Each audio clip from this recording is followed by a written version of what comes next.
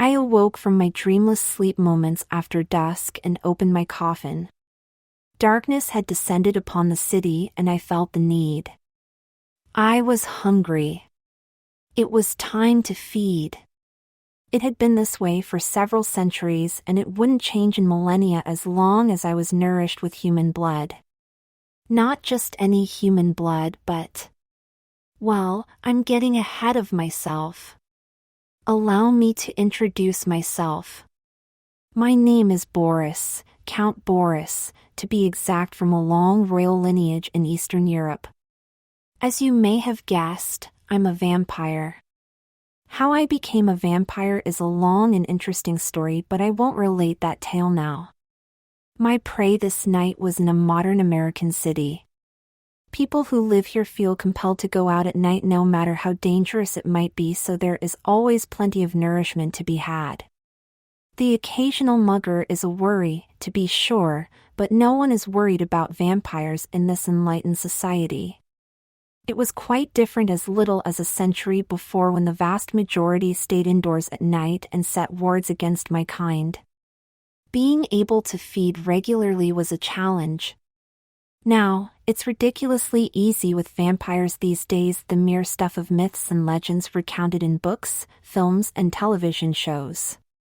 I spied my prey almost immediately, a young, pretty and well-dressed woman with long blonde hair out alone strolling in a park.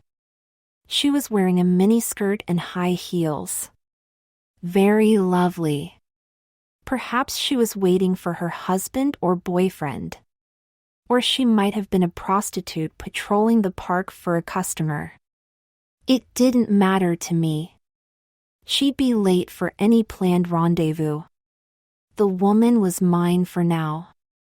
The park was well forested for use as cover. I caught her eye and instantly she was under my spell. It was too easy. The fetching beauty had no thought of resisting. She followed me off the pathway to a small hidden group of trees.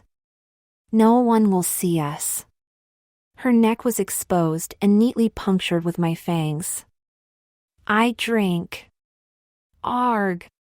What are you trying to do, poison me?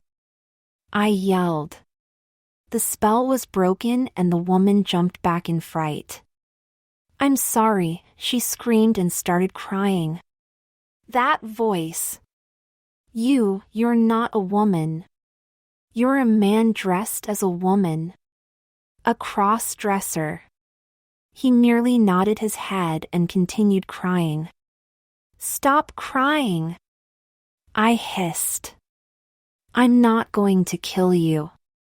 Normally I would have disappeared in a puff of smoke and made my escape, but I didn't need this nut to start screaming about someone going around biting necks. There are some real sick individuals out there who fancy themselves vampires and do just that. I wish you would, the boy replied. What? I wish you'd kill me. I don't want to live. Well, vampires these days don't go around killing people, so you're out of luck with me. It stirs up the authorities. You're what, 18 years old? I'd say you have a lot to live for. What's your name? Billy. My name is Billy and I'm 20 years old. That's a nice name, Billy. Well, Billy, if it's any consolation to you, I was certainly fooled by your appearance.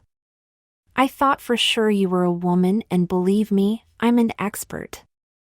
I'm tired of fooling people, the young man replied. You're a vampire, aren't you? Why don't you go ahead and suck out all my blood? I won't resist. You'd be doing me a favor.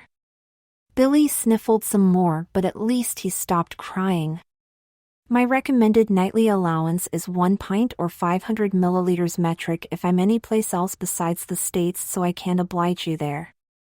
Besides that, as you might have surmised, your blood and my tastes are incompatible. Anyway, if you want to stop fooling people, all you have to do is change your wardrobe to one more appropriate to your gender. Problem solved. You don't understand, Billy said sadly. No one understands. In my mind, in my soul, I know I'm a woman. I'd feel even more of a fraud dressed as a man than I am dressed as a woman. That would like me advising you to stop being a vampire and going back to being a man. You were a man at one time, weren't you? I was indeed a man at one time, I replied. In fact, my family was royalty. Allow me to introduce myself. My name is Boris, Count Boris to be exact, from a long royal lineage in Eastern Europe. I bowed slightly and Billy curtsied prettily in return. I've never met royalty before. You said my blood was unacceptable. What's wrong with it? I'm not diseased or anything like that. Diseased blood does bother me, although it won't kill me since I'm already dead, heh. It gives me a bit of indigestion though. Alas, I prefer the blood of young and attractive women. I was fooled by your appearance, but I could never be fooled by how your blood tastes. My system is adjusted exclusively to how they taste. I'm a bit of a gourmet that way, I declared without modesty. I see, said Billy. I'll just go home and kill myself then. What's all this about killing yourself? Being dead isn't all it's cracked up to be. I know. I've been dead for a long time. Why don't you get one of those sex change operations I've read about? The boy shrugged his shoulders. They're expensive, and even if I had the money, I still wouldn't feel like a real woman. You wouldn't happen to have a magic spell on you, would you? Something that would turn me into a woman? Nah. The only magic vampires do are the transformations, like I can turn myself into a bat, wolf, or a puff of smoke. I once auditioned for a magic act when I needed some extra money. I did the transformations. The manager was impressed and I thought I had the job. Then the guy asks me what else I do. What else I do? Isn't that enough? The guy looks at me and tells he'll call me, but don't give up my day job. A day job? A day job would be the death of me. I sleep during the day. It was all I could do not to transform back into a wolf just so I could rip his throat out. I finally got a smile out of Billy. I once had my fortune told by a gypsy woman back when I was a child. She said I'd meet a sorceress who would grant me my fondest wish. My fondest wish even then was to be changed into a girl, but that was 10 years ago and I still believed in those kinds of things. That couldn't have been Natasha she was talking about. She only turns guys into girls if they don't want it. You know a real sorceress? Billy said excitedly. Can she turn me into a real woman? You get to know all sorts when you've been around over 800 years, I replied. You weren't listening though. She only turns guys into women when they've been real bastards with women. You know the type, chauvinists I think you call them these days. I'm afraid you can't qualify. You'd have to make her believe you were an absolute louse with women and been that way for years. You can tell her I'm a bastard with women. Yeah, but she'd want to meet you and I don't think you could fool her. No one could act that well. I fooled you, didn't I? Well, yeah, you did do that, but it would take me a while to locate her and for her to make arrangements to get here. It would be a waste of time. Why? Aren't you the one who's going to go right home and kill himself? I don't really want to die, Billy said quickly. It's just that, I don't want to live like I am. He started bawling again. All right. Stop with the crying. I'll see what I can do. She does owe me some favors since I've helped her out of a lot of jams over the years. I still hadn't fed and I was getting irritable. I got the boy's telephone number and email address.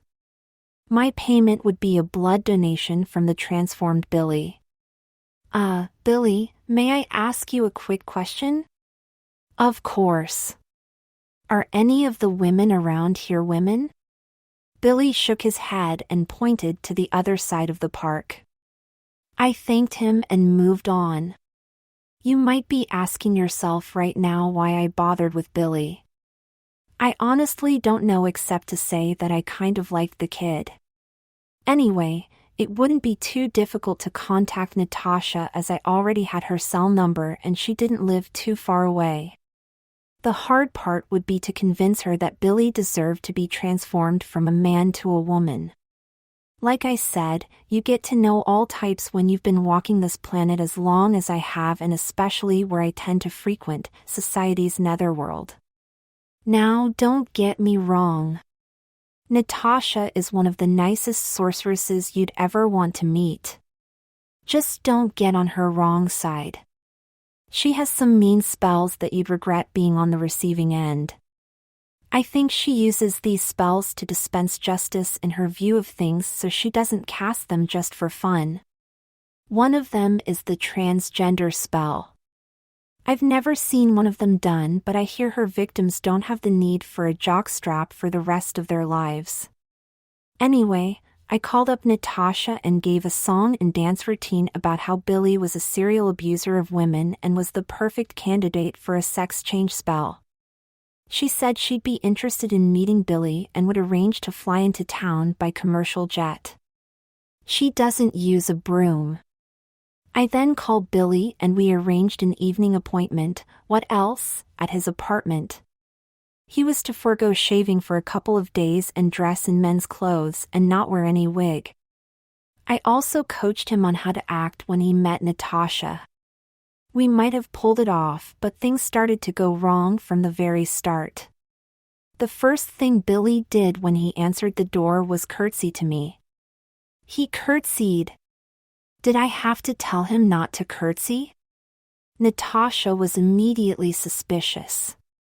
Okay, what's going on here? What do you mean, what's going on? He curtsied. He didn't curtsy. Yes, he did. Only women curtsy. I bowed, Billy said quickly. I'm just being courteous to one of royal blood. He's not of royal blood.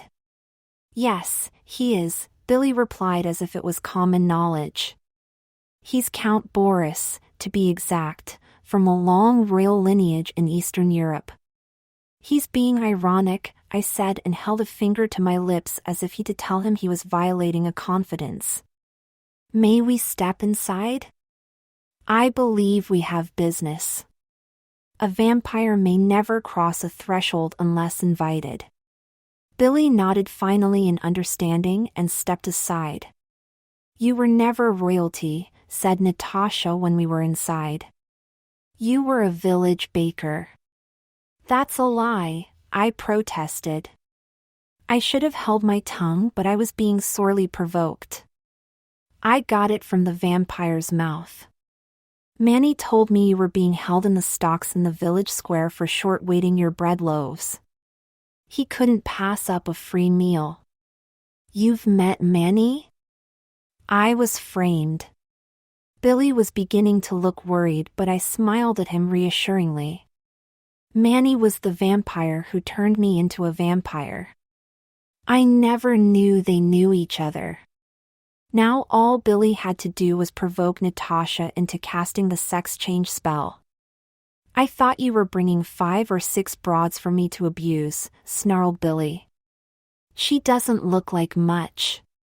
I nodded in approval, but Natasha seemed unperturbed. You have a lovely apartment, said Natasha. Did you decorate it yourself? Yes, I did, replied Billy with a happy smile. Thank you for noticing. It's not much right now. I covered all the mirrors in anticipation of the Count's visit. He turned to me. By the way, I threw out all the garlic and stored away anything that might be mistaken for a cross. Natasha just smirked at the feminine decor. Did you remember to get rid of the Stars of David? I asked. What else could go wrong? I didn't realize that could be a problem, Billy replied with genuine concern and then gasped. Oh my goodness! A previous tenant was Jewish and there's a mezuzah still nailed to the door jamb. You weren't hurt, were you? I turned to Natasha and shrugged my shoulders. I expected her to be angry, but she was giggling. Who does your hair? Was Natasha's next question. Oh, I do my own hair. Normally I would have worn a short hair wig, but the count told me not to wear a wig and, have I blown it? Said Billy, who finally seemed to realize things weren't going right. He turned red in the face and tears started coursing down his cheeks. That kid sure was a crier. Boris, said Natasha, I've gotten you out of a lot of jams over the years. You'd think you could be straight with me at least once in your long existence. What kind of jam have you gotten yourself into now? I'm not in any kind of jam, I huffed. I was merely trying to help out Billy here. I proceeded to tell Natasha how Billy and I met and what we were trying to accomplish. Natasha was smiling in the telling, but she turned serious immediately. You know, I don't use my spells except on the most deserving. It's a matter of principle.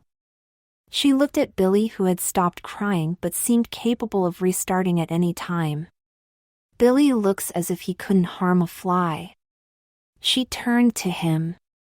What horrible deeds have you committed against women that would warrant such a punishment? I'm sure we'd be here all night if we had to listen to all of Billy's misdeeds towards women, I declared.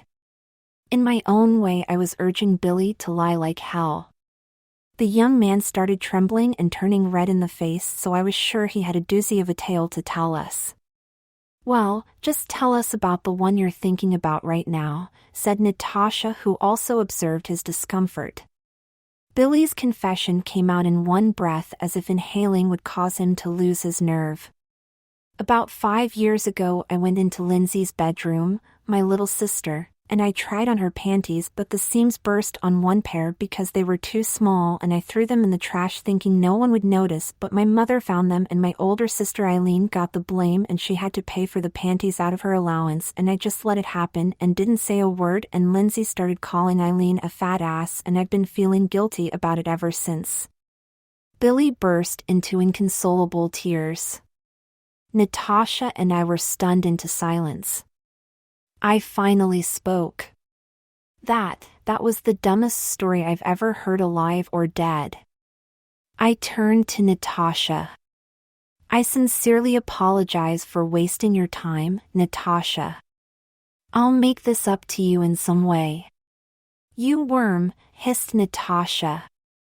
I braced myself for more verbal abuse, but then I realized she wasn't addressing me. You pit sister against sister because of your heinous crime, and you were too cowardly to confess when it would have made a difference. That was the most horrendous story I've ever heard. I apologize for doubting you, Boris. I'll make it up to you in some way. Stand up. Stand up, I say, and meet your fate. Hot dog. I cried. Stand up, Billy. Stand up and take it like a man. She's really gonna do it. Natasha's going to turn you into a girl. Of course, she was making up her outrage. I didn't know if Natasha was going to do it because she felt sorry for the kid or because she was doing me a favor, and I really didn't care which it was. Billy stood up hesitantly and, I imagine, he was a little scared. Give her big tits. I like women with big tits. Oh, shut up, said Natasha, or I'll give you big tits. I shut up. I didn't think Natasha could work her magic on a vampire, but I didn't want to take a chance. Natasha mumbled something in a strange language and waved her hands about. There. It's done. For all intents and purposes he is a she. She won't lack for a bosom, by the way, she added. Billy's eyes lit up, but she didn't say anything. I stood by to watch the change take place, rubbing my hands in anticipation. I knew I was going to savor a gourmet meal from that lovely neck. Nothing seemed to be happening after a few minutes, though. Did you get the spell right? I was anxious, and so was Billy. Of course I got the spell right. The changes are already taking place. I can tell. How long is this going to take? About 10 days to 2 weeks. 10 days to 2 weeks? I can't wait that long, I complained. I have to leave town tomorrow night. Don't you have an instant spell? There is an instant spell, but I never bothered to learn it. It's so much more fun to watch my victim slowly change. He knows something is wrong, but he's not sure what. When he finally realizes what's happening, he panics and tries to find a way out of it, but there's nothing he can do. Natasha turned to Billy. No drugs or alcohol, darling. You'll just slow down the process. Get plenty of rest, eat right, and drink lots of water. You'll have your first period soon after the change is complete, and then you'll be fertile, so you better see your doctor about birth control if you plan to be sexually active.